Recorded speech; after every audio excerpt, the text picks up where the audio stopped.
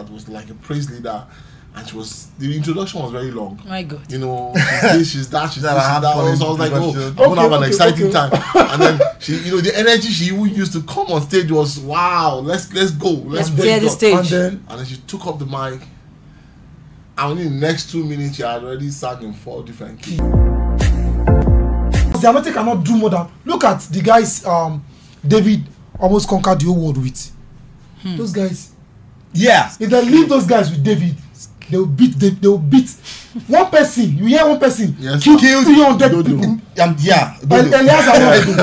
Now, he was not giving them the victory, but outside of anointing, they were skillful. They were skillful. One person.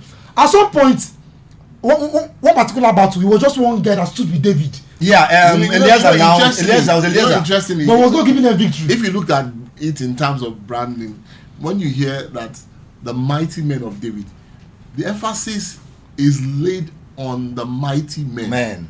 Not David. Because it makes you realize that this guy has a bunch of people who are extremely skilled. That just at the thought of hearing that his men are coming, you are afraid. You already lose your mind. In fact, one even told David about Saul, I only need to pierce him once. He will die. That's the level of even David knew they all that had results. That's he had to submit skillful men to the anointing to be used of. Why did he say, I'm David, I'm anointed? Let's carry farmers and go to work. No, it doesn't work. That is why, you see, like I said before, anointing enhances skill. So, where is the ministry? The church is the center where that particular skill is being used. And the church can't run without anointing. Why should the choir not be anointed? Because the church is a product of anointing. Yeah. Without anointing, the church cannot operate. Yes. Because people that come to church are those that have need.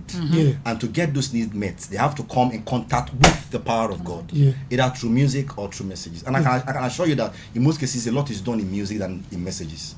I mean, I can say that exactly. A lot of emphasis. Yes. A lot is done during worship experience than during the message. Why? Because again, people are able to pour themselves out. People are more open in worship. More submitted. So that time, the minister. See, I used to liken this like Aaron and Moses. Aaron is a worship leader. Moses is a pastor. That's the way I read it. You know why? Aaron has to collect everybody's offering and offer to God. Like a worship leader stands on the altar and everybody is singing and we are offering our sacrifices of leaves to our Father, right? Then Moses comes to tell people what God said. So the pastor comes and preaches what. So the worship leader who leads people, we don't do all these offerings again, all these animal killing, blood pouring. What we do now is we sing and give God our sacrifice of our praise and worship, right? So in that case, that means we are occupying that office of Aaron. Like a priest, yes. Like a priest. We are actually priests, yes. And that office was anointed before it was created. I mean, anointing created that particular office. Yes.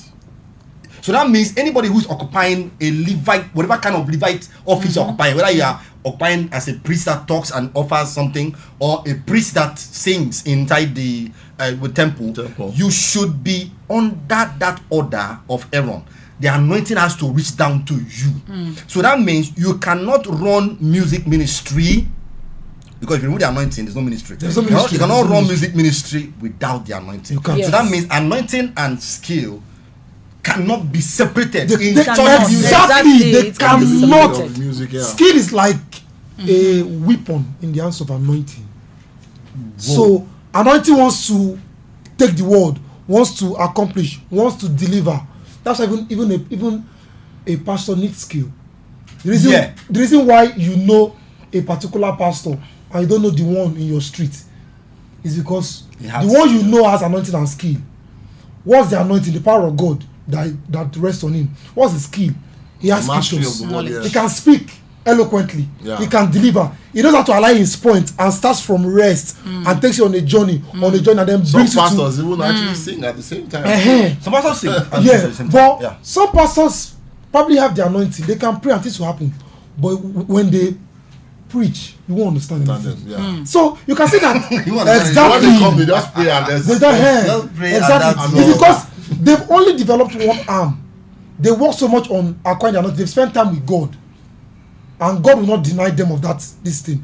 They spend time with God. There's a residue of God in them. So when they pray, things will happen. But when it's time to now communicate the mind of God to the people, you come to church, you live like, I don't really understand what the mechanism for communication. Yes, it's not there exactly. So it means that, because that's why you see, even pastors, they take courses, they read books, they read the Bible, meanwhile there are other people who also think that exactly. they don't do anything. They go as far back as those 80s business to study church history and all of that. Yes, but there are some pastors who think that there is no need for that. That's why they're not on the same level.